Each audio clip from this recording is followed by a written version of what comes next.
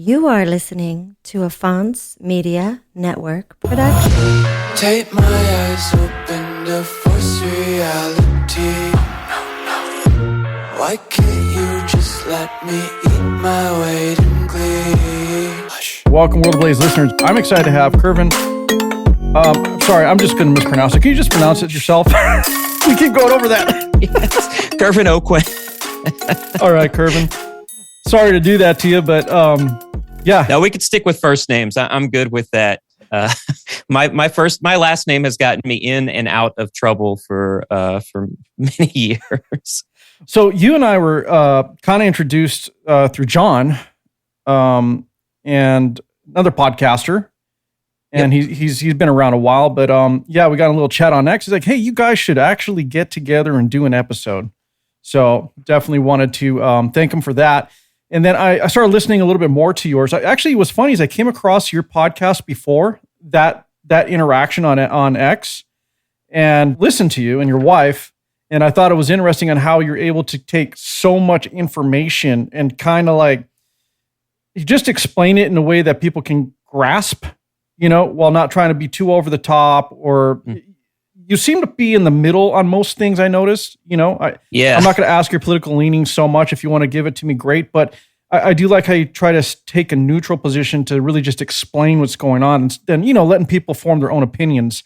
So I really like that. I thought that was cool because there's very few of those type of shows. I tried doing that in the beginning, but it got harder as time went on, for me anyway. Well, the world makes it harder, right, to kind of try to stay neutral. But first of all, I want to say thank you for that, because that's the hope that I have that comes through. And I get backlash from both sides of the political aisles. I'm not a very political person. I used to be when I was younger, and then I got disillusioned to it, became very apolitical, and started to do this sort of neutral thing that you're talking about, where something happens, right, in a certain side.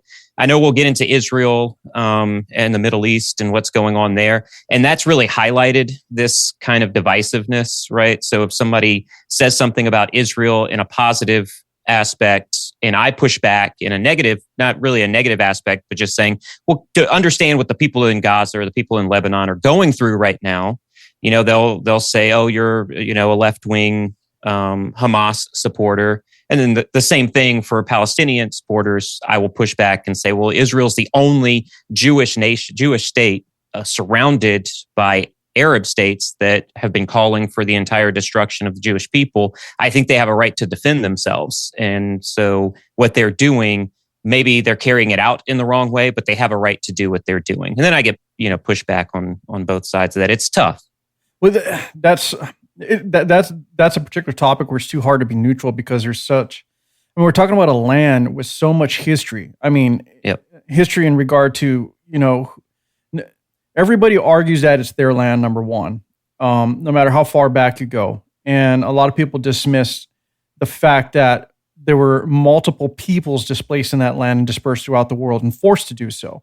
And then coming back to try to claim it again. And then there's just so much going on. Then from what I understand, and you can definitely correct me on this, is it seems like a lot of it outside the land is really centered around a faith or religious belief. And the issue that I see is it's such a closely related belief, but there's always those little differences that just, for some reason, just lead to so much bloodshed. And it almost makes you scratch your head as to, like, why can't they just shake hands and really get along? But I think it goes beyond that. It's really about the claim to the land and the fact that, hey, you killed my ancestor, my grandfather, whatever. And then the revenge cycle just began and just never ended and kept going and going and going. And I might be slightly off on that, but No, you're absolutely right. And it also, we're talking about history, right? We're talking about ancient history. And so Yes. What ancient history do you actually believe? Because there is so much, we know so little about our ancestors and the ancestral history. Do you trust biblical history? Where Abraham started all of this. He came from Ur, which is a city south of Baghdad. I deployed to Baghdad. If you take a plane and fly a mission around that area, you will see Ur, one of the original settlements in the area. And Abraham was supposed to have walked from there and entered what was then, the people, not even called the Jewish people of that time, but the tribes of Judah, entered into Israel. And they were told that God gave them this land. We're talking thousands of years ago. And then more recently, and I say more recently, but we're still talking about 1,000 years ago, to 1,500 years ago, you've got a man in Muhammad who was a prophet, or claimed to be a prophet, depending on how you, and I always say, it's depending on how you interpret the history. So he claimed to be a prophet, and by force, he came in and claimed these lands for his own people. It's the people of the Arab lands.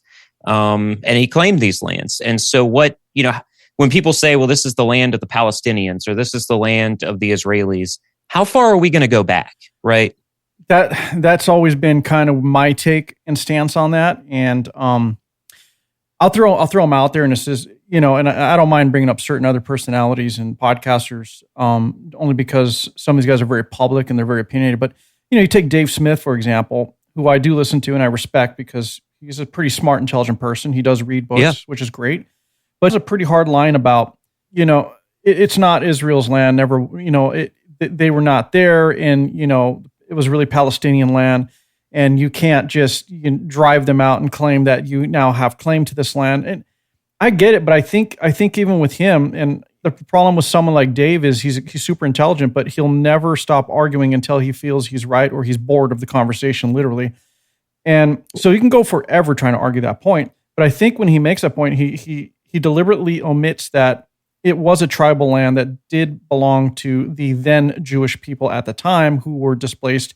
And you can say, hey, the land was conquered. Great. If we use that argument, then conquerors own and rule that land, just as we did in America here with the Native Americans, And unfortunately, every country in the world has been developed and made, and borders have been set based on being conquered. Yep. That was just a bloody history of humanity, and that is exactly what happens. It's just how the world was shaped. Unfortunately, and the thing with the Jewish people, from what I understand, from what I researched, and like again, you can correct me, is they were displaced back then. Come on, the Ottoman Empire came in, they ruled most of the world back then, and they helped drive the Jews out. And at the time, the Palestinians, before they're considered Palestinians, sided with the Ottoman Empire so that they can remain in the land and live in the land and support the Ottoman Empire. What do you think the native tribal Jewish people were going to do? Just forget about it? And they never did. And so there's that part of that history that nobody really talks about. Yeah, look, the Jewish people have been conquered their entire lifetime. Yes. Right? The Egyptians brought them in, and we're learning more about that history because there was a brief time where historians thought, well, no, that wasn't Jewish people that the Egyptians brought in to Egypt to work and do certain things. And now we're finding out through certain tablets that have been, and scrolls that have been found, that the words that they were using for the people that they brought in were the same words that were used for Jewish people throughout history. And listen, the Romans, the Jewish people, yes, it's a very tribal religion, but the tribes were there in Israel when Rome had their empire. Yes. And they taxed the Jewish people, and it's written record. You can debate history and ancient history, but we have written record of the Jewish people living on that land, being controlled by the Romans. Like you said, you're exactly right. The Ottoman Empire came in. They laid waste to that land. People had to either leave or surrender. The Jewish people said they would not surrender. They left, and the Palestinians, what are now the Palestinians, or were the Palestinians then, sort of brokered a deal and said, if we can just get this sort of land carved out right here, there's not really much in it, we'll stay here and we'll abide by your rules, which is really what the Jewish people said to the Romans. We'll abide by your rules, pay your taxes, and then, that'll be it. Then the Roman Empire started to put the fist down on the Jewish people. They had uprisings in the early first century, went to war with the Romans, and the Romans thought they could defeat them very easily, and the Israelis were able to push back on them. Now, the Palestinians didn't have to do that because they just understood, hey, the Ottomans are going to let us live here, and we're going to remain here. Now, if you want to go more recent history, and we talk about after World War II and the Holocaust, which was such a tragedy, and I want to put that out from the very beginning. What happened in the Holocaust and what is factually documented that U.S. and British soldiers found as they got into the concentration camps was absolutely horrific, and millions of people died in World War II. And so they understood that the Jewish people needed a place. They didn't want to go back to Europe. They didn't want to go back to their homes because there was still a large part of society that didn't want them there. They were indoctrinated to hate these people for their religion, for where they came from. And so nations got together and decided, apart from everyone else, right? They just said, hey, let's put these people back into what we think is the land that they deserve. They were put in that land. And immediately the Arab nations went to war with Israel because they didn't want the Jewish people there. And I don't think that's something that gets highlighted a lot, especially among like pro-Palestinian crowd, is that the Jewish people went there and they said, hey, we're going to live in this land and this is where we're going to be settled. They put us here. They were invaded. They went to war with places like Egypt and Lebanon and Syria. And they won those wars. And when you win a war, you get to decide what you're going to do. So they kept that land. Then the Palestinian question came up. What are we going to do with all these Palestinians? Because they don't want to be ruled by the Jewish people. So they need their own rule, their Arab rule. So the Palestinian people got their own government up, their own military. A two-state solution was brought up. The Israelis agreed to the two-state solution. The Palestinians and the other Arab nations said, no, we want all of that land because it's our land. And so another war kicked off. And so we just have a cycle of wars. And it's not just that one side won't agree with the other side. It's Israel, the Israelis were put there. Where do you want them to go? The Palestinians say, we've been here. Where are you going to put us? And so now we have a land of just people going, where are you going to put us? And I think if you just took the people and put them together and asked them, do a meeting with everybody and say, hey, what do you guys think? We'd probably find a solution. Our problem is we have governments who just don't like each other and don't care about the people who want to go to war, and they want to put down their fist and make this a complete victory for one side or another. And that's what we're seeing right now with Israel and Hamas, right? Israel now has a choice, right? Because they just killed Yahya Sinwar.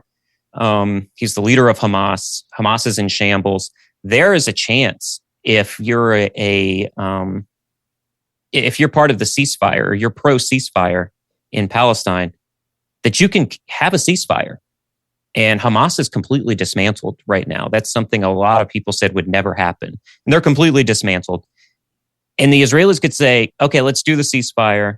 Netanyahu has just said, if you release all the hostages, release all your arms, everything will be fine and we'll have a ceasefire. And the Hamas is saying, we don't trust you. We don't trust Israel. We don't trust Israel. We don't trust the Jews.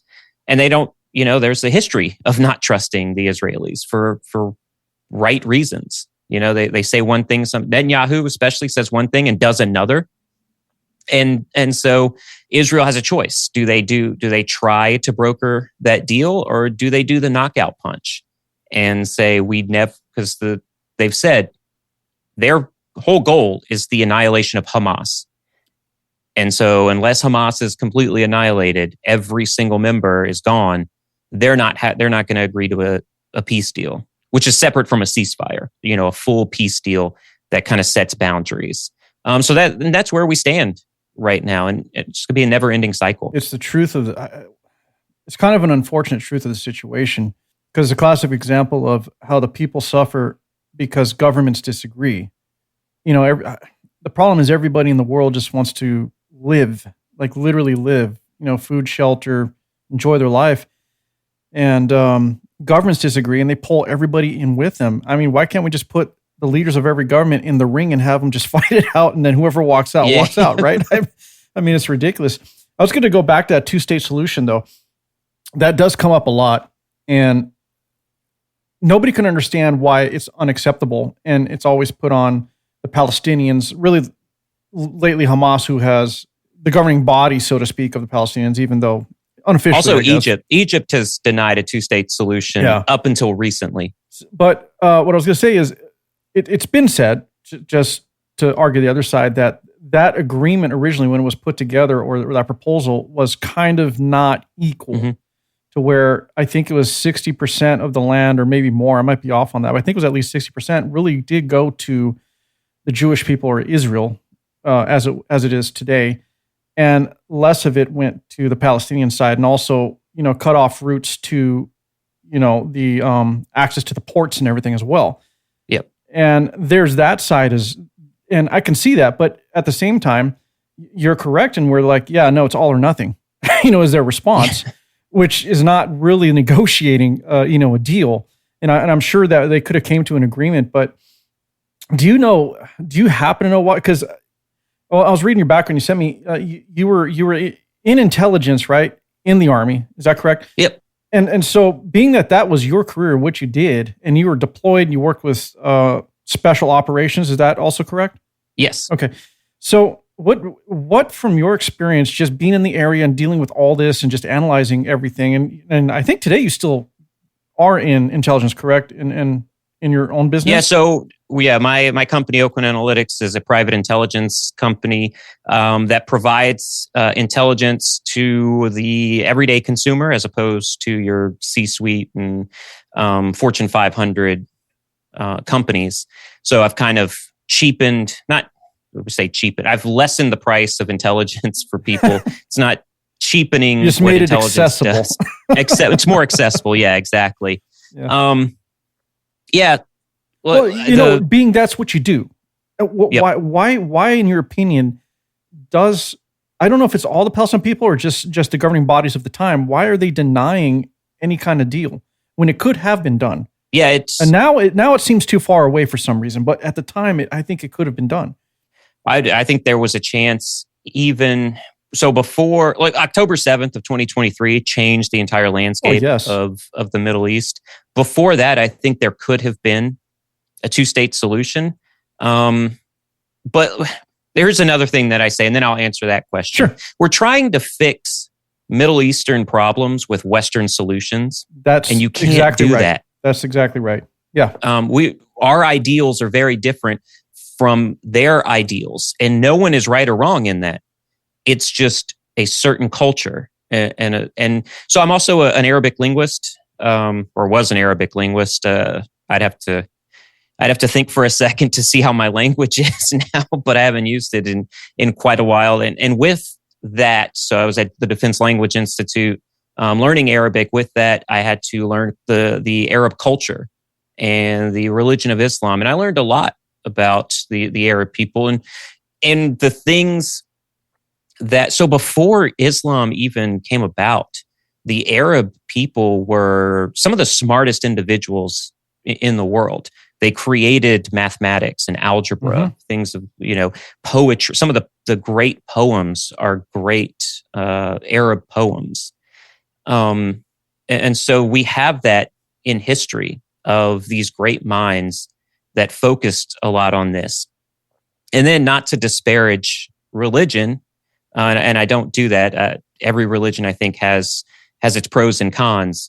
But as the religion of Islam it started to become, widespread in the region, the leaders in that time frame started to crack down on more education. And it's sort of like when you think of certain aspects of Christianity in history, where the Enlightenment period was they wanted to crack down on it, because the more you learn about the world and history and all of this stuff, it's possible that you're going to call out the religious leaders for certain things that they're saying that just don't make sense. And that happened, and they lost a lot of their history and a lot of their education because of this. And so starting there, getting into right now, there is a trust issue between, first of all, the Arab community and the West, but more pervasively, the Arab community and Jews. And I saw that during my education for Arabic. We'd have to watch news every day in Arabic because you want to immerse yourself in the culture and kind of understand these level 3, 4, 5 dialogues that are going on. And so you watch a lot of even Al Jazeera in Arabic, not the English language version, but the Arabic, the Arab version, or a more conservative, I would say, or far right kind of Arab TV station like Memory TV is sort of a far right. It closely aligns with like RT, Sputnik TV. And I remember a moment where there was an earthquake in Egypt. And I'm watching, I can't remember if it was Al Jazeera or another news organization, but the headline that they kept going with that was that it was the Jews. The Jews created this earthquake to destroy parts of Egypt. And so this is major mainstream news in Arab countries that are that's what's being promoted. And that's what, kids are seeing and families are seeing. And there's a history of that and a history of not trusting Jewish people, not trusting America, because the United States has done some terrible things to Arab communities, especially in the Middle East. Not going to deny that. And so we have a trust issue there. I don't think we can. Yeah, no. I always say, I know what I did as far as in my time in uniform and my time working in the Middle East. And I had a lot of issues with what some other people were doing to Arab people just because they were Arab. Everybody's a terrorist. We had people coming in saying walking while Arab. And that's why we picked him up. And I was a human collector, a human intelligence analyst. And I was like, so why'd you get this guy? And he was like, he's Arab. He's got to be a terrorist. And it's like, no, that's not the right answer. Yeah, no, it's not. And it wasn't everywhere, but these pockets, right? And so that's where the trust issue comes in. And it's so bad that, so if you fly into Israel and let's say someone like myself, I have visas and stamps from countries like the UAE, Iraq, Kuwait, all the Arab countries. I go into Israel, they will first of all tell me, do you have another passport? Because they don't want to stamp that passport. Because if an Israeli stamp is on that passport, you're not allowed in another Arab country with that passport. Any of them? They will deny you. Not allowed in any of them? As far as I know now, the Gulf states and then Saudi Arabia, it might be a little bit different. But going to a place like Kuwait or Iran, God forbid, at this point, you'd be rolled up and questioned and interrogated. That's not true for Israel. If you go in now, Israel does so something we don't do in the U.S. because it's probably rightfully considered racist or sexist or whatever, is we don't target individuals based on the way that they look. The Israelis do. They're heavily profiling individuals. Yes, they profile their what in the UK is CCTV or surveillance cameras and stuff. They are heavily watching people that they know. And listen, they're in the culture all the time. So they see a person and they can tell you, this person's from Iraq, this person's from Iran or Syria, and they're targeting and profiling these people based just off of what they look. And then they go and question them, and then further dialogue happens, whether they'll release them and send them along on their way, or they'll send them to secondary questioning. So there's a difference there. I would say Israelis really don't trust the Arab community, really, but there's a little more trust to that.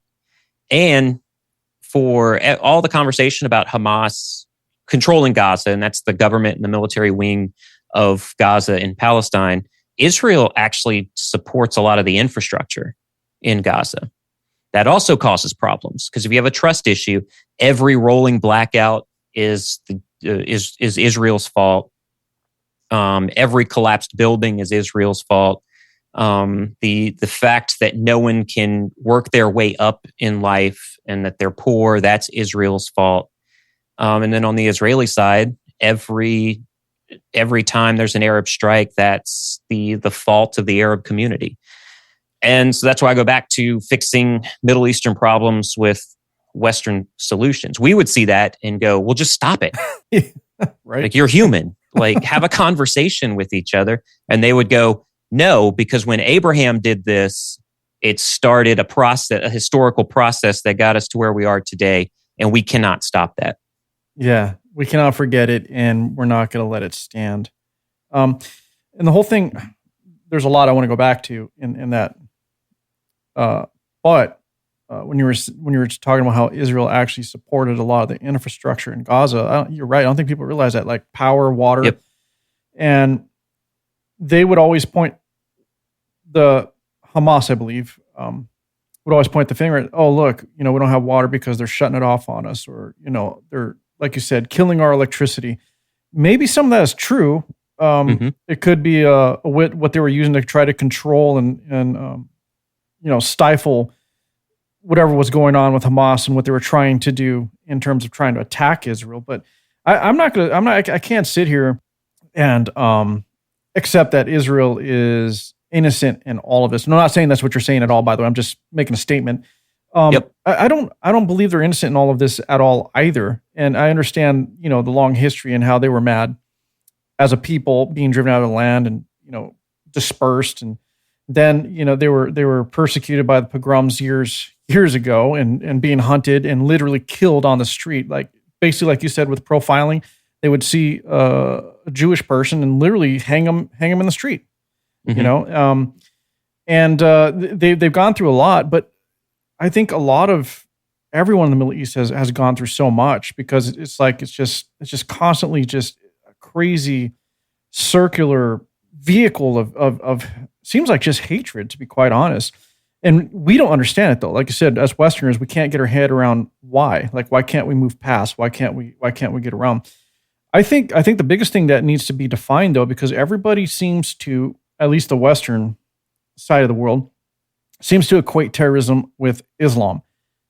I would love to know if it can truly be explained, the difference between Muslims, people of the Islamic faith, because I'm kind of confused in where I see, as a Westerner, that, a woman can't show herself, be fully clothed, the whole deal, stoned to death. Then you see other Muslims where they're just on Instagram and and whatnot, and just, yeah. I'm confused. It's like, wait a minute. Which is it? Can you explain it? So terrorism, So terrorism, I would say, first of all, is not just it's not a Muslim issue or an Arab issue, right? We've got Eastern European terrorists. Yeah. We've got homegrown terrorists in our own country on the right and the left. So far right and far left.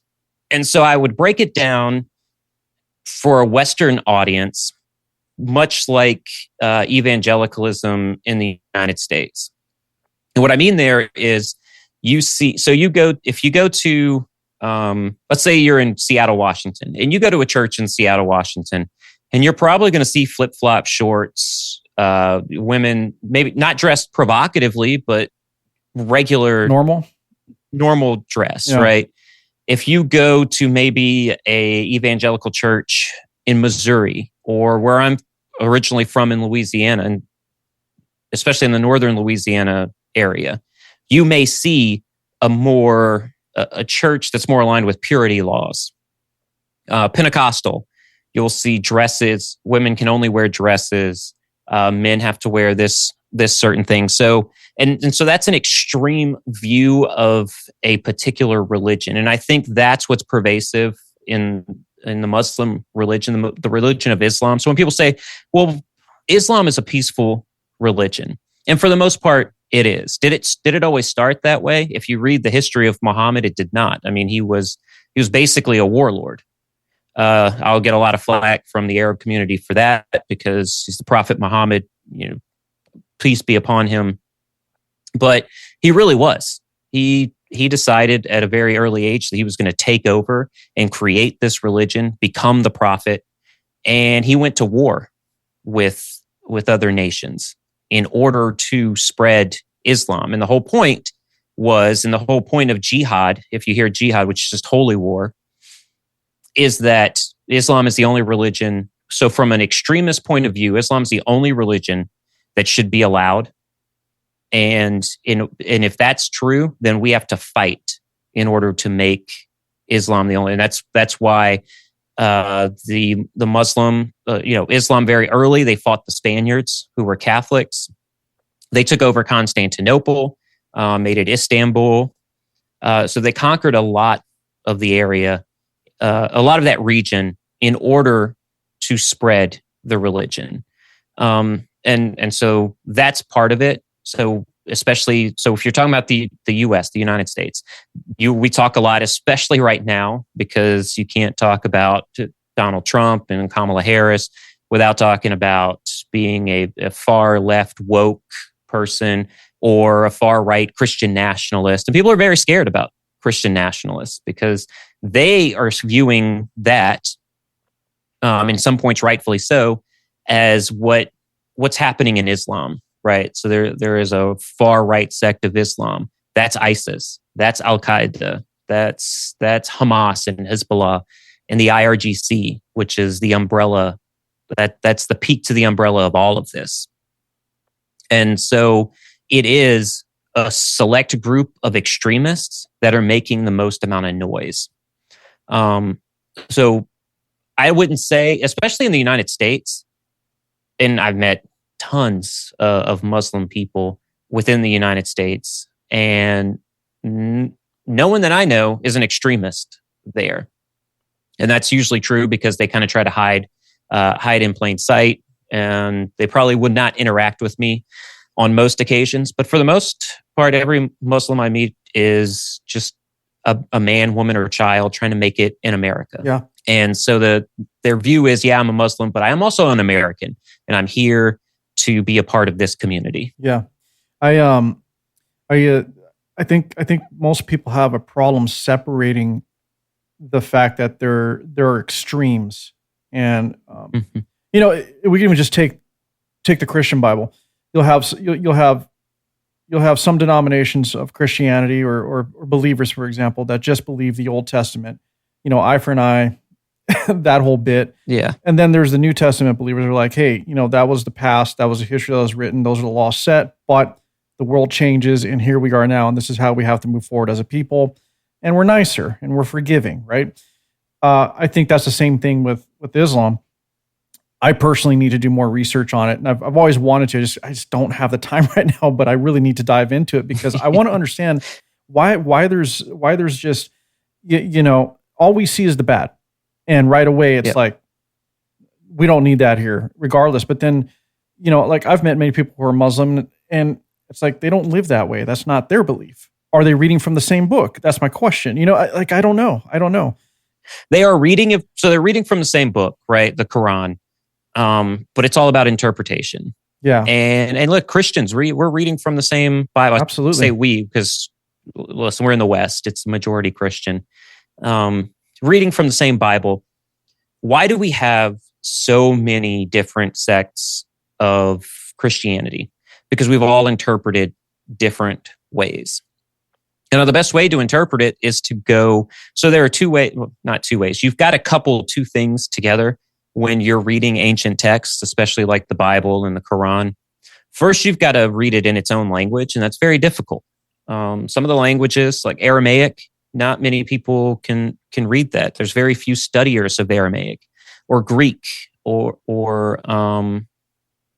the ancient Hebrew. So you first got to read it in the language of that it was written in. But it's not just that. You've also got to understand the time that it was written in. So when was this written, and why was it written at that point? And if you don't understand that, you can read a text out of context and say, oh, that's really what they mean. And then you understand. I think time period is the big context issue though, right? Yeah.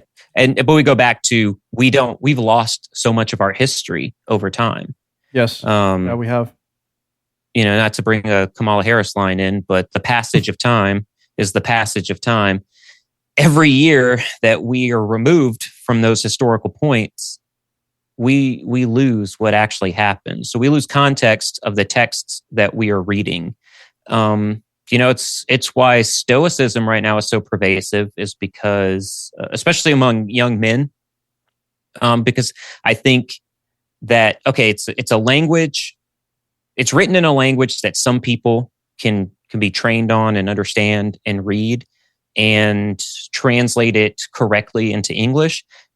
But those Stoics wrote so much about the history of their time that we understand almost everything about what was going on in that time frame. We've lost bits and pieces, but you talk Marcus Aurelius, we can probably go through his entire lifetime and understand the wars that he was a part of, the history of his family, because they were very, they wrote a lot about it. Now, the Hebrew people or the Jewish people did the exact same thing. The problem goes back to being conquered.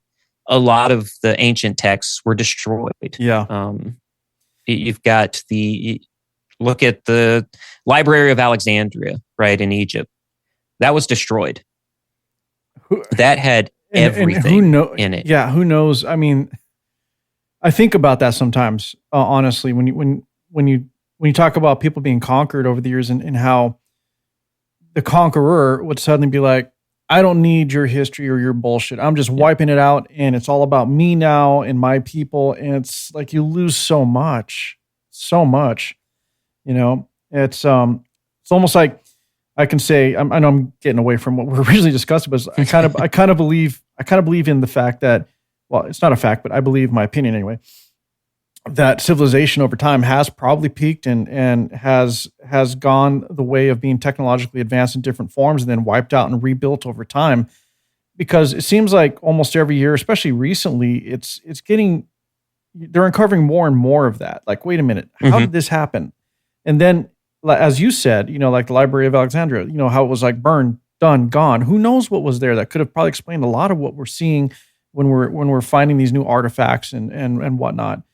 I think the abolition of knowledge is horrible, and that's probably one of the worst things you could do in humanity, in my opinion. Well, outside of torturing and maiming, causing holocausts against fellow man, but still, that's one thing that I've always hated, and it really just causes confusion and hatred for no reason, because then we lose understanding and, like you said, context. Yeah, and I have gone. Every year, I get closer to the opinion that first of all, there's ancient civilizations that we've never heard of. I'm not a conspiracy theorist. I'm very much, like you said, I'm an intelligence analyst. I try to figure out what's going on. But within that, I take information and try to assess what actually happened or what is going to happen. And the more I read about history, there are ancient cultures that we have no idea who they are and what sort of technologies that they have. And I see how we're using technology right now. And I could very much be far off, but I have fun with this. It's something that really helps my mental health a lot, because I can research into this stuff, and I'm not married to it. So if I'm wrong, who cares? It was just fun to research it. But the more technology we get, the closer we get to wanting to go back to those ancient times. And we see it all the time. I'm on X, you're on X, Instagram, all these things. And every day it's like, why do I even do this? Why don't I pick up a book or a newspaper? I feel Let's go back to newspapers. Let's I tell my wife all the time. I feel like every year I just keep getting dumber and dumber. Yeah. I mean, I used to be very, very studious and just reading and just soaking things up. And I was at a point I'd be reading a 500-600 page novel, whatever, and I'm done in a few hours. And now I fall asleep if I try to read a book. And and there's a huge difference because you could read the same amount of words in a day through news articles or posts on Instagram and Twitter, but for the most part, a book, a novel, or a historical text is supposed to be completely researched, backed by editors, backed by historical documents, and it's not allowed to be released until you sourced out every single thing. A post on X is just a post on X. And it could be 4 pages long. Now, if you have a blue check mark, you can write as many words as you want. Yeah. And it could be the dumbest thing you've ever read. And the problem is a lot of times, and it happens to me as well, if it aligns with your worldview, you're going to keep reading it. And it's going to infuriate you from time to time because you're going to go, I knew that's what they were going to be doing. I knew that's what's going to happen. And this guy, this girl, this whatever is saying, when I say, I'm not saying whatever in the context, in a negative context. I'm just saying whoever it is that's posting it, if it agrees with you, you're going to read everything and you're going to go, that person's right. Anybody who's in the comments saying they're wrong, those people are wrong. Well, yeah, everybody likes affirmation in their belief. They want to feel that what they believe is correct, and they want that reinforcement. And the problem is now we start creating these echo chambers for ourselves because we feel comfortable in our beliefs. I got to step back and question myself sometimes where you just start doom scrolling. You're just like, and after a while, I'm like, wait a minute. What's the other perspective? What's the other side saying about this? You got to be able to break yourself free. But it's funny what you said about that because, as you said, books, novels, articles used to be fact checked. You couldn't release them until they were cited. You knew exactly where the information came from. I came across this. It's been said before, but I think it's Bavel, PhD. He put a post out there. I want to read it because this is totally relevant. He's talking about how social media distorts perceptions of norms. 0.1% of users share 80% of fake news. Yeah, which is a tiny proportion of bad actors. You saw that, right? Yeah. And it has this whole article. I didn't go into the whole thing yet, but it's so true. It's a tiny percentage just spewing all the nonsensical bullshit. And the thing is with social media, like, let me get back to civilization real quick because it's going to tie into what I'm trying to say. The point I'm trying to get across is that I feel for as advanced as we are now, I don't think we're as advanced as we've ever been. And I'm not sure if that makes any sense to you. But, just because we have an iPhone doesn't mean we're, far and away from where we could have actually possibly been as a species. Absolutely. And the thing that I see with social media is it's nice. It's not even just social media. Let's just say just having the World Wide Web at your fingertips is all about access. But the problem is it's hard to filter true information versus false information or information that might not be completely false, but done in a way to guide you and manipulate you to fall on either side of the aisle, so to speak. And I think that's a big issue. And it's really hard to, especially these days, it's so hard to decipher what is right, what is wrong. I always say sometimes on my show, to be quite honest, is, I usually like to give all the facts and say, here's where I got it from. But there's times where I'm like, you know what? Do your own research. If you don't believe that what I'm saying is correct, then prove me wrong. Go find it. Because I think it's important for people to start to be that type of person where you start to question, go, hold on, is this guy saying the truth or is he just speaking out of his ass here? And I think everybody should start to do that. Get back to actually fact checking for themselves and not just believe the first thing you read. And you've got people, there was a show on ESPN a while back called Numbers Never Lie. And as an intelligence analyst, I can tell you that that's false. Numbers can lie. You can manipulate data to make it say what you want it to say. And I say that, listen, so the FBI just came out. So they came out a month or two ago saying that extreme crime was down a certain percent, right? Yep, I'm familiar. Well, they just changed that recently in the last week, that it's actually up by 4.8%. So and the way this all came about was that I believe it's the Institute of Criminal Justice Studies they do their own data, and they were actually saying that violent crime is on the rise in the United States. It's been on the rise since 2020, and 2024 it increased 2023 it increased year over year from 2024, and 2024 is on the same trajectory. And then the FBI released and said, no, actually, it's going down. And they both use different types of, they use the same data, but they also use different pieces of data that they can collect. There's a lot of pushback to the FBI saying, you're saying it's down. I'm witnessing with my own eyes certain things that kind of tell me that it's up. So, what say you? And so now with all that pushback, the FBI tried to quietly push out, no, it really is. We redid the data, and the numbers are actually up by 4.8%. So yes, data can lie as long as you can manipulate it in a certain way. Well, was that manipulation or suppression of information from the get-go?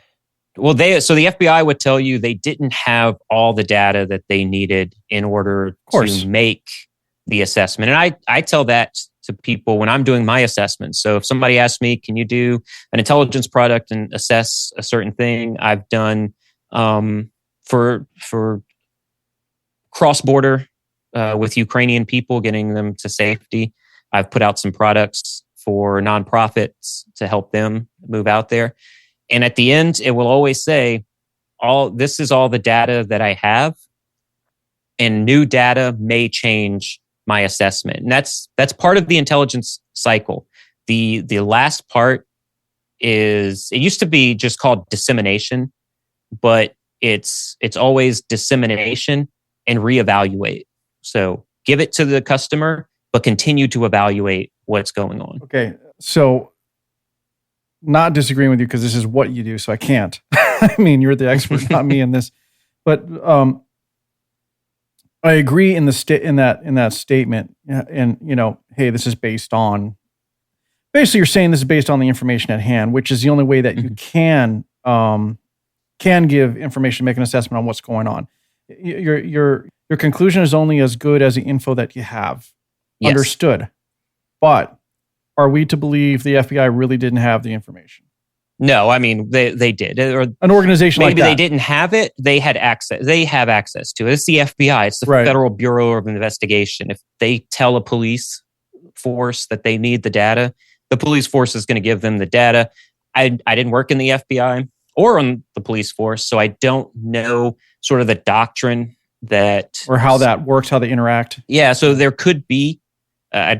Like I said, I don't know this, so I'm just going to say this as a blanket statement.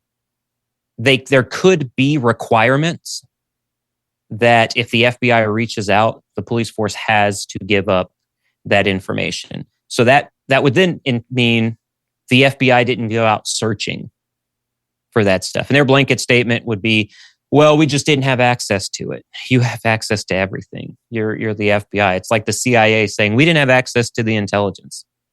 Yeah, you did. Right? You're read on everything. You have need to know. Yeah. What don't they know?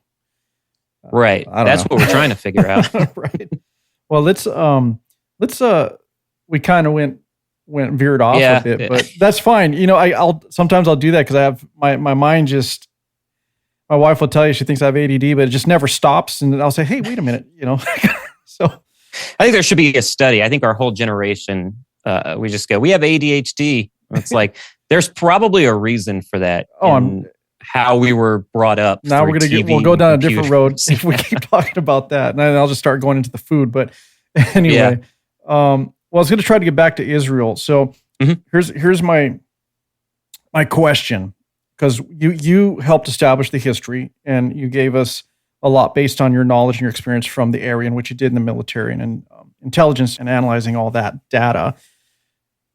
But fast forward, I believe Israel had a right to respond. Any country should respond the way they were attacked on that October 7th, last year, 23. So do you think at this time, though, are they going too far? Or are they not going far enough? Or what is your opinion on it? I mean, at some point, when do you have to say, you know what, you kind of proved your point? Or is it correct for them to believe in the total destruction and extermination of not the Palestinians, by the way? I don't think that's their end game here. Obviously, they want to get rid of Hamas, Hezbollah, anyone they consider a terrorist to their state. So do you think they're going too far, or do you think they're approaching this rationally as any other nation would? All right, this is my opinion. Okay. I just want to, I do that on the podcast as well. When I'm going to give my opinion on something, I want to state it. And that's a point where if you as an individual listening can hear my opinion, and then you can go research the facts and form your own opinion off of that. I will say, So this what Israel did immediately after October 7th is, and I'm going to say this, I'm not a supporter of Russia and what they did in Ukraine, but from a military standpoint, they did what Russia should have done if they really wanted to take Ukraine, which is what the U.S. is called, what the U.S. did in Iraq and Afghanistan, which is shock and awe. Okay. You do shock and awe. That's what Israel did. The problem that I have is that they're still doing it.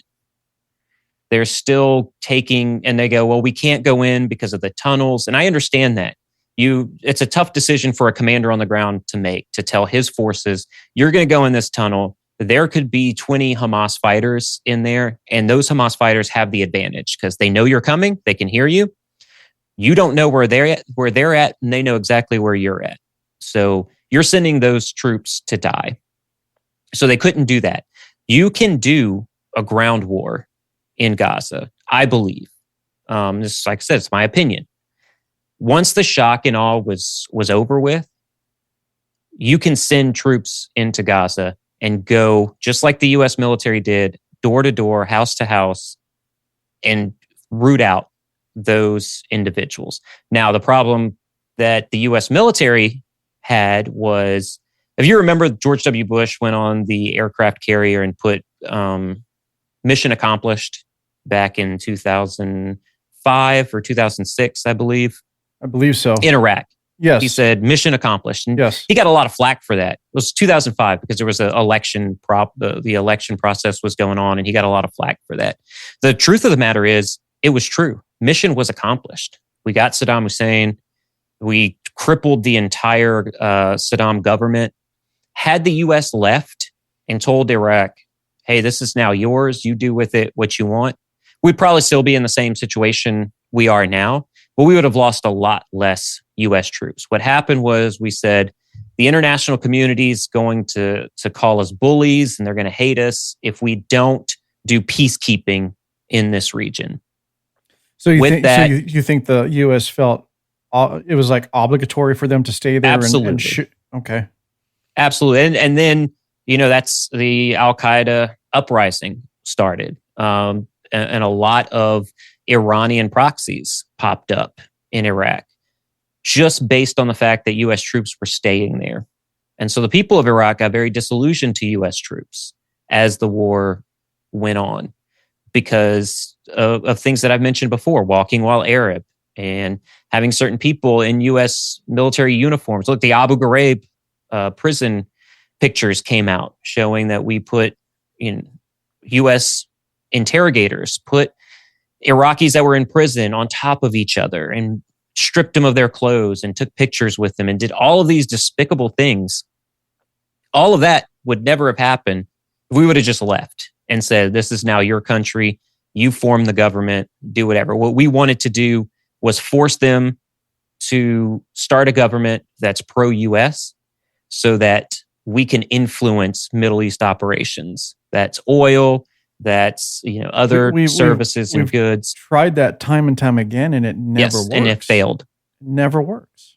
Because maybe it's because, like you said, Western view versus Eastern view. Now, Israel is more attuned to Middle Eastern society, right? So they understand this. But to just keep, and it is targeted, right? The destruction of buildings because a terrorist is inside of it. That's targeted. But there are also families in there. Well, and those families are dying. And you're creating new terrorists every time that happens. Absolutely. Every time someone's father or brother dies, another one will rises up to take their place. And I hear what you're saying. I personally think enough is enough. But I know I'm fumbling. Well, it's been a long day. I've been thinking about this in like a football analogy. Yeah. Like American football. So I'm a Saints fan. That's not good this year, but I've watched. I actually am liking what the Saints have been doing. I've been supporting them, Good. So yeah, we're definitely watching them as one of our teams this year for sure. Good deal. I know I've sat down so many times and watched a game and seen a team be up 40 to 14 by halftime, right? And that's the arbitrary number or whatever. And then I go check the score at the end and it was 42-40. And you go, what happened? And it was like, well, they had their foot on the throat and they took it off. And they decided to let the other team come back. Now, that analogy does not speak anything to the humanitarian crisis or anything like that. It might be sort of a dumbed down analogy, but what I'm trying to get to here is Israel can take their foot off the throat of Hamas. Hamas is going to reestablish, reorganize, and get bigger. That's what Israel thinks. So that's where it comes into. We have to annihilate. I can't blame that way of thinking, though. I mean, realistically, I think that Israel has gotten to the point with all of this that they're like, you know what, screw this. This time, let's just really end it. And that's what they're trying to do. People don't like it because it's messy and it's war and it is what it is. Unfortunately, innocents die. But Israel also approached it very messy from the get-go by just targeting towns, villages, and cities and saying, oh, well, there are tunnels underneath and we couldn't decipher who was who, which, to be honest, was bullshit. And they made it very evident when they were able to suddenly blow people's pagers up. Well, that seems pretty precise and, to me. And so now after that, I think that they've been better at targeting exactly who they want to go after. But, how do you explain them, going ahead and just telling, NATO members, and I know they're not a NATO nation, but, members of NATO who are also allies of the U.S., like, hey, screw you. I don't care what you say. We don't need you. We're going to do what we want. They blew up that French gas company, oil company, I believe, whatever it was. And France didn't respond, not militarily anyway. They were stern to say, hey, we're no longer going to support you. And then Israel just raises their middle fingers like, well, we don't need you. At what point is Israel not going, like, they're not realizing, I'm not saying they don't have a right to do what they're doing, because we went after bin Laden. We didn't care. We went after everybody we wanted to go after, and that's what Israel's doing. But at what point does Israel or Netanyahu not take a step back and go, while we are doing what we have to do, what are the consequences of this with everybody else in the world? All it takes is for them to do the wrong thing and get one of the NATO members involved because they have to, and then we're in a very messy situation with Article 5, right? If so, what's your Article thoughts on 5, that? like you mentioned, is the NATO article that says if one NATO nation is attacked, all NATO nations have been attacked, and they have to come to the defense of that one NATO nation. Article 5 has only been invoked once, and that is after 9/11. So the United States was attacked for 9/11. All the NATO nations came together. The Iraq War was not a NATO war. We had NATO nations that did not decide to go with us on that. Here's what I'll say. I'm sorry. Go ahead. Yeah. So sorry. Here's what I'll say about the Israel conundrum is that at some point, and you asked, and I don't know if I said definitively, you asked if I thought they've gone too far. Definitively, what I will say is at points they have gone too far, in my opinion. The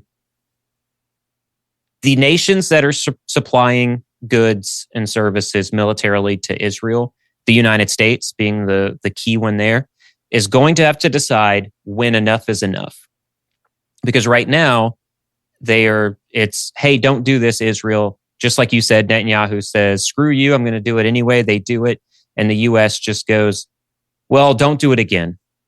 And then don't do it again. And so when I was a human intelligence analyst out in Iraq, I had another analyst, this was years ago, and I was still studying Israel at that time, and he was educating me on some things. And he goes, Israel in the United States, Israel's like that friend at the bar you always go to the bar with that gets too drunk and then starts a fight. And then you have to get into the fight. And you keep going to the bar because you like the guy and you guys have a great time, but sometimes he takes it too far and then you have to get involved. And at some point, you have to tell that guy either you're going to stop doing that or I'm not going to be associating with you anymore. And so we're close. I don't think we're at that level. We are very close to that level. The response that Israel is going to take on Iran is going to say a lot about future dialogue with the United States. Yeah, look, Spain's already announced they're cutting them off. France cutting them off in terms of support for all of this. What I see is, I think this is an opinion, but I think most people from the outside looking in can probably agree with this assessment that Israel does what they do because they know the U.S. is behind them. Yeah, I believe that. I do. And we have a long history. We'll get off this topic soon because I wanted to go into, your neck of the woods of what you specialize in. I think it was like Russian intelligence. I've got a few more minutes. Okay. We'll move on out of this pretty soon. But anyway, I think they just do what they do because we're behind them. And then if you look at the history of what they have done over the years, they have been told to calm down on more than one occasion throughout the years because of how they've approached certain situations and gone after other nations. So they do have a history or a pattern of doing this. Now, we can argue whether all of that was justified, but still, I don't know. I just hope all this ends soon, and it ends in a way that doesn't drag everybody into a world war. And then with that, I kind of want to move. Let's quickly go over a few other things. So, just came out, and I think you saw this. What do you think about North Korea sending troops over now? Oh yeah, in the war with Ukraine, about 12,000 North Korean troops going out to Ukraine to fight. So first of all, for big picture is now you're seeing what we would consider in World War II the Axis alliance, which is and Iran has called their own group the Axis of Resistance. I think that's going to be coined for this entire axis, which is Russia, China, North Korea, Iran. So those groups are coming closer. And now you've got 12,000 to 13,000. I've seen some say as much as 17,000 North Koreans moving to Russia because they need more fodder. And it's very interesting that all those troops are going to the Kursk region. And if you haven't been following that war recently, the Kursk region is where Ukraine successfully did a counteroffensive and took over Russian land in Kursk to push back those Russian munitions so they can't hit places like Kyiv and Lviv, areas within Ukraine. So Russia is not only conscripting these North Koreans, they are going to one of the bigger hotbeds where Russia wants to show force and push back Ukrainians back across the border. So that's very interesting. Do you think this is something that may pull China into the fold on this? I think China's going to be... So China's got their own thing that they want to do with Taiwan, and I think they're going to stay publicly out of everything until they can do that. Now, China's got an issue with manpower. We see China, they've got millions to throw at this war. They've got to do it very quickly. When I say very quickly, within the next 5 years, because a lot of the male service members in China are aging out of being able to fight. They are. So they're not going to send, I absolutely do not think, I have it unlikely that China's going to send PLA into Russia to help that battle. What they're going to hope, so they're helping monetarily, they're helping with certain missile defenses, things of that nature, militarily through back channels. They won't publicly state that they're doing this, but they are. I think that's where it's going to stay. The country I'm looking at getting heavily involved is Belarus. And the problem with Belarus is it's right there with Poland. And there could come a time where Russia says, screw it, we're going full on. Belarus, you've got the nukes. So Russia last summer sent nuclear weapons. I believe it was last summer. My timeline could be all off. But Russia sent nuclear weapons to Belarus to store them along the border there. And so now Belarus has it. There could come a time in the near future where Putin says to Lukashenko and Belarus, hey, all bets are off. Go into Poland. We're going through Ukraine and we're going to get into Poland and we're going to war with NATO because we're at odds and this is going to be a full war. So Belarus is going to be very important. Lukashenko was put in place by Russia, so he has certain obligations to the Russian state and the Russian military that he is going to have to accept. Once Putin says Belarusian forces, even if it's just put them in Ukraine, that's going to happen. What a mess, man. It is. It really is. I know you're going to have to go here soon, so I'm just going to quickly go over a few other things. So let's go back to the USA itself. I mean, and always, if you want me back on, we can spend some more time when I have more time. No, I know you got to go later. Let's real quickly, election opinion. What do you think, and how's that going to go? And then I would like you to talk more about your podcast so everybody knows, where to find that and listen to you and your wife, and go over all that as well. So let's start with your opinion on what's going on with the election. Yeah, look. So I've said it. I was recently on a podcast with some people that I say are very good friends of mine. It is called Songs and Stories. It's by the band Emery. I was on there and I talked heavily about the election. I'm not going to give who I'm going to vote for, but I will give how I'm assessing things are going to go. And so right now, everything flows through Pennsylvania. You can run 20,000 simulations. The person who wins Pennsylvania wins the presidential election. We all know that. We can see it. It's evident. Absolutely. That's why Trump and Harris both have been going into Pennsylvania. Recently, what's been happening that's been interesting to me is Michigan and Wisconsin have sort of turned over to Trump. Something has happened within Michigan and Wisconsin that has made them more palatable to Trump. And if he can win Wisconsin and Michigan, he doesn't need Pennsylvania.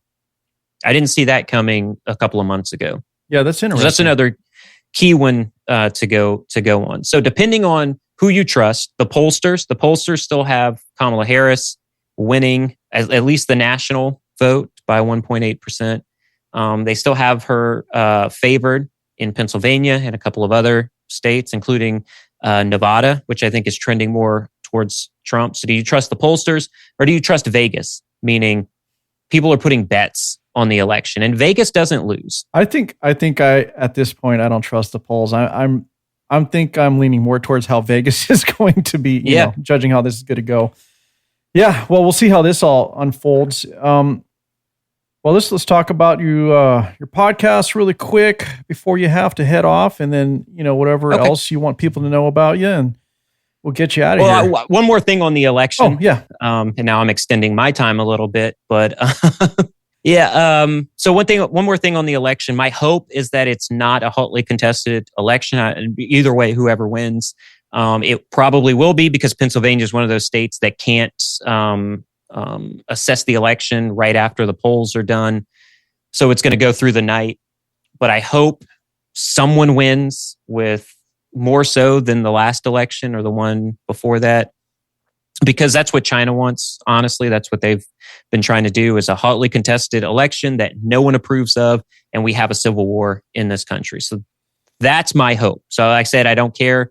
Like, I'm not going to support one candidate or another, but my hope is somebody wins by a lot. Well, not just China. By a landslide. If you believe what that post was that came out about the UK Labour Party sending 100 people over here to campaign for Harris. But anyway, let's go over your podcast here and what you offer and your scheduling and when that comes out and how that came together. Yeah, so the podcast is This Week Explain. It's a geopolitical intelligence podcast just based off of my history, my experience as an intelligence analyst. And you set it up perfectly at the beginning. We try to break down these big events, and we don't get technical. We don't get bogged down. And so that's, if you know anything about intelligence analysis, the reports have to be concise and they have to be easy to understand. I say for a fifth grader, we'll usually say a 2-star general needs to understand it. That's a fifth grade education level sometimes on these big picture things. That's just a dig at the officer corps.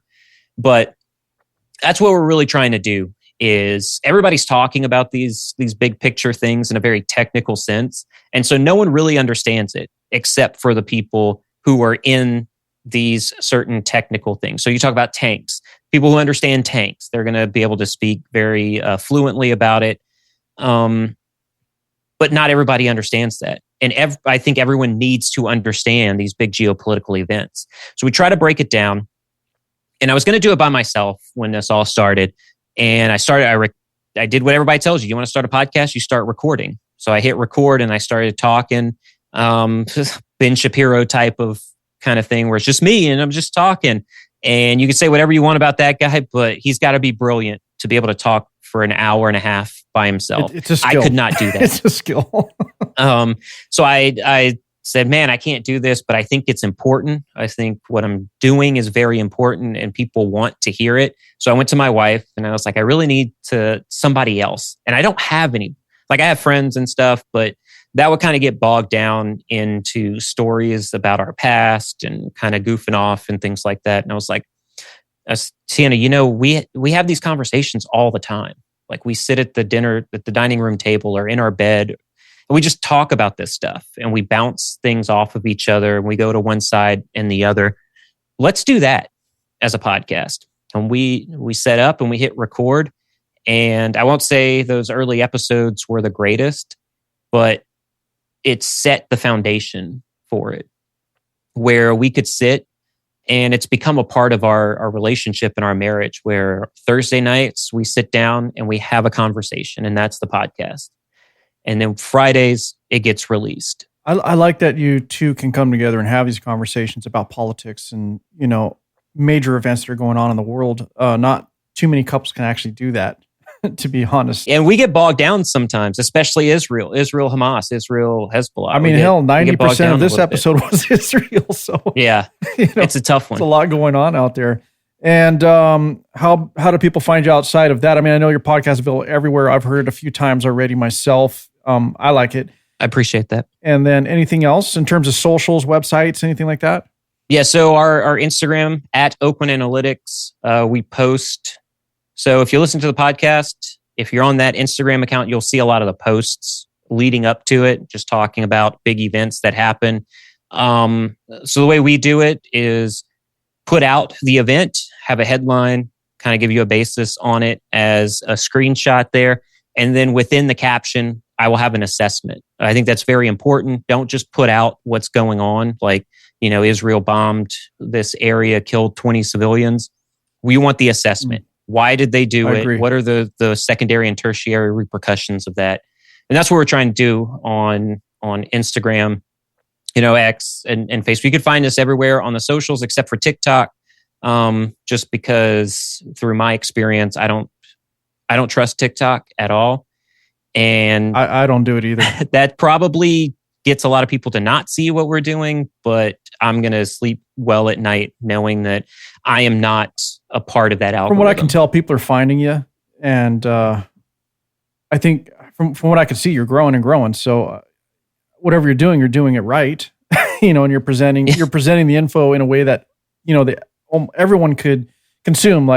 Honestly, my show, yeah, I'm sure it can get one-sided and I have a certain audience. I get it. But at the same time, we need people like you who can just correct me, correct others, and go, nope, this is where it's at, and this is the facts, and that's an important thing. So anyway, I appreciate you. And yes, I would like to have you back if you ever have the time. I know you're super busy. So with that being said, hey, let's get you out of here so you can do what you got to do. And next time, hopefully we can spend more time together and have a longer conversation. Yeah, let's go for 2 to 3 hours. Yeah, right. Once I have some time, I think there's enough in the world that you and I could have a conversation for 3 hours, sure. And it would feel like 2 minutes. Oh yeah, and I love learning. So you have a bunch of knowledge that I don't, and so I'm very happy to ask questions and get educated. Same here. I love bouncing ideas off of smart people like yourself. That's debatable. All right. Thank you. Have a good night there, Kervin. And let's definitely stay in touch after this, okay? Thank you so much for having me. And as I always say, stay safe out there. Yes.